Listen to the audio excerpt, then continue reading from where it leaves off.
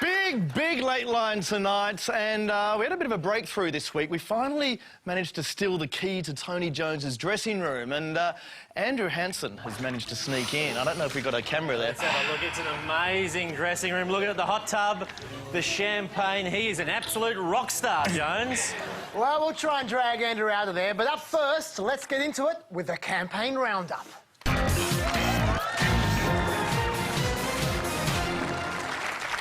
Yes, and this week it was Labor's turn to officially launch their campaign, and it was a pretty low-key affair on the whole. Very low-key, I thought. In fact, you see, for the national anthem, they couldn't even afford the Qantas Children's Choir, so they had to go with the Jetstar Children's Choir, which is very cheap and nasty, absolutely. And a lot of the big ALP stars, your Gough Whitlams, your Paul Keatings, they weren't there. But I've got to say, I thought Hawkeye was in very fine form. He was. And, geez, he didn't hold back when it came to describing Paul Keating, did he? The poor, white trash of Asia.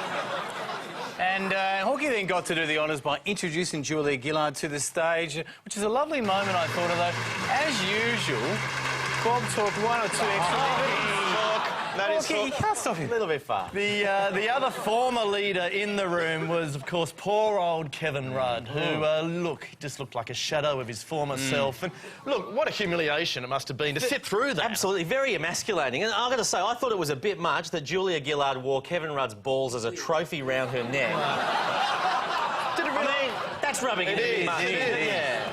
Didn't realise they were that small. Exactly. But I think Gillard is obviously still nervous about being knifed one day herself, given how she kept addressing all her colleagues. Friends.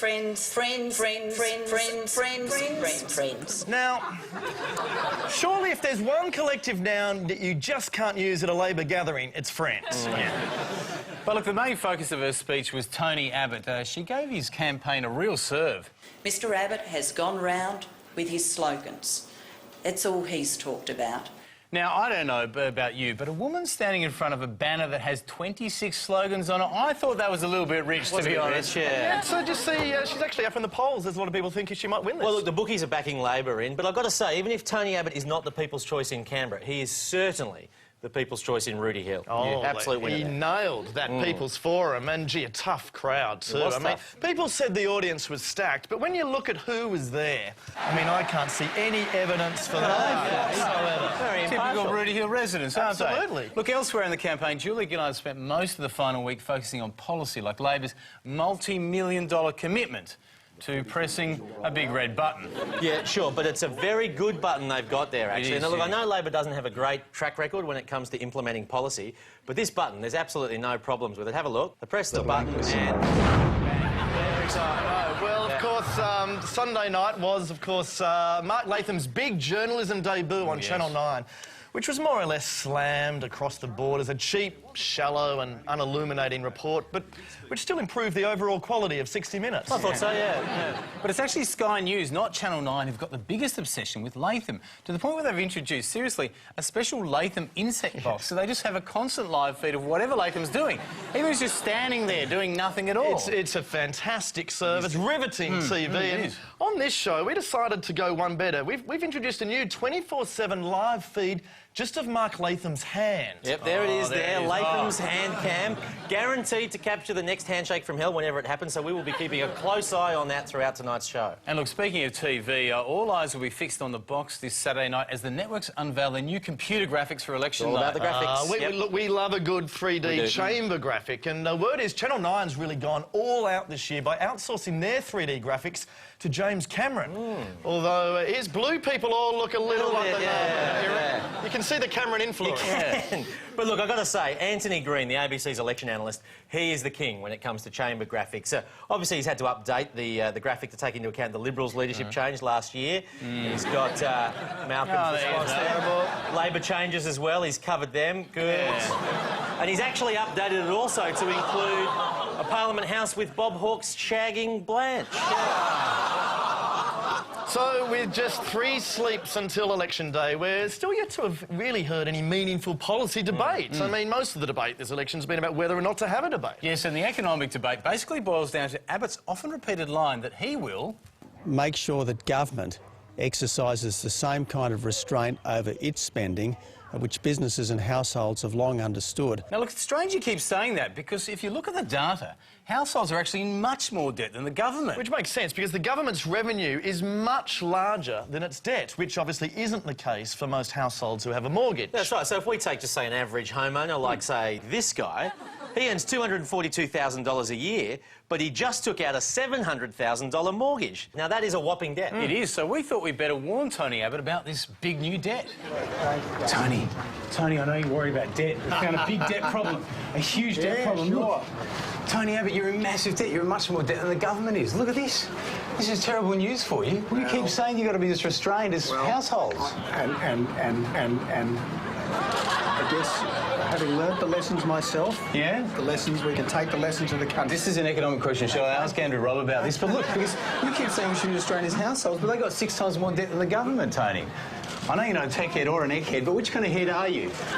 You should know this before you go into a press conference. Somebody might ask. Do you want $20, mate? Tony, get out of debt. Can you hand this on to him?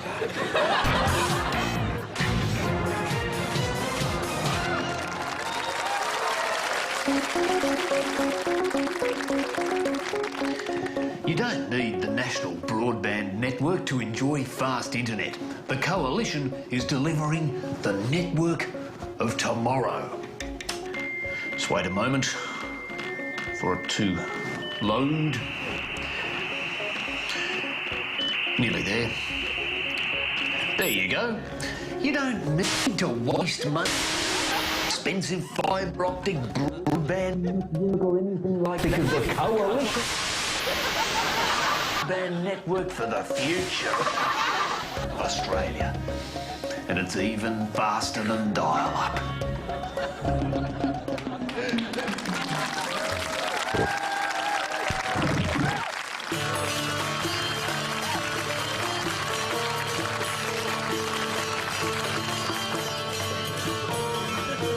حريم د امریکا او برطانیې وحشي ارغل چې تیره شپه یې کړی وو یو تروریستي او ظالم عمل وو د خپل ناروا غرور او د ناروا اغراضو لپاره او د نړۍ غریب مسلمانان هدف ګرځولي دي او خپل ګټې یې د غریبو مسلمانانو په وینو کې لټوي بې معنا بلکې د مسلمانانو په حریم د ټوله اسلامي نړۍ په حریم تیری او د اسلامي نړۍ توهین دی چې د ډیره وخته په مختلفو القابو په مختلفو بهانو او په مختلفو ملکونو باندې د خپل یرغمل لمن وهي.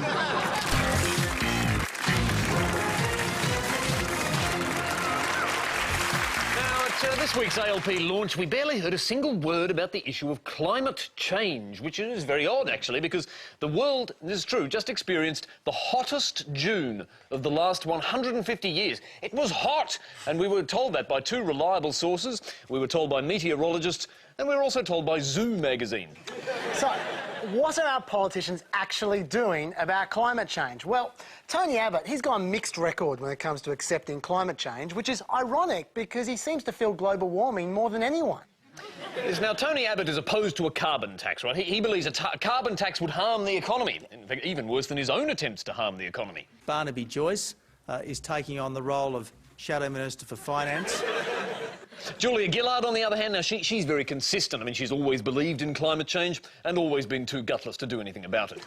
Yeah, instead, she's proposing to fund sources of energy that can last forever, like Mark Latham's rage.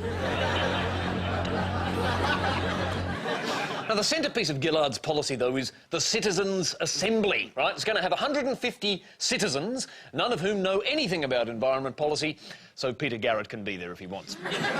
It's just all a bit silly, that, isn't it? I mean, getting citizens' assemblies to replace qualified professionals, I mean... No, I don't know. The thing is, it's happening everywhere now. I mean, like, for instance, I went to a piano recital the other night. Did you? I did. Oh, yes. And I was quite annoyed to find that they'd replaced the pins with a citizens' assembly. Just a bit crap, to be honest. Oh, look, bad as your Citizens' Assembly may have been, you can only imagine my surprise last night when I went to my regular rub and tug shop. Citizens' Assembly doing it. Many hands do not necessarily make light work. That's all I can say. How about that? Although, to be fair, Gillard didn't just make citizens' assemblies up. The whole idea is actually based on a proven model of citizen participation that worked really well in Police Academy 4, Citizens on Patrol. Actually, it turns out Citizens on Patrol has another thing in common with the Citizens' Assembly, a 0% approval rating.